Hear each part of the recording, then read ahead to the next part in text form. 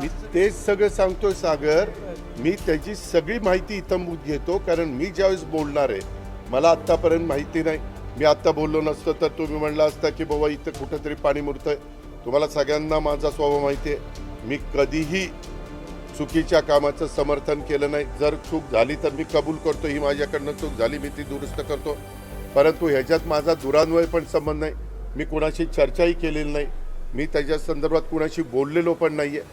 मला आणि अलीकडच्या काळामध्ये ज्यावेळेस आमच्या घरातली मुलं सज्ञान होतात, मोठी होतात, ते त्यांचे व्यवसाय करतात.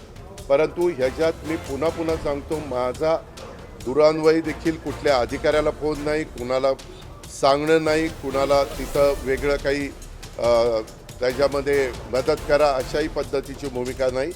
मी अतिशय संविधानाला मानणारा, घटनेला मानणारा, कायद्याने चालणारा आणि इतरांनी पण कायद्याने चालावं याबद्दल कटाक्षाने प्रयत्न करणारा, कायद्याच्या चौकटीमध्ये राहून माझ्या काही सगळ्यांना समजून सांगणारा असा कार्यकर्ता आहे.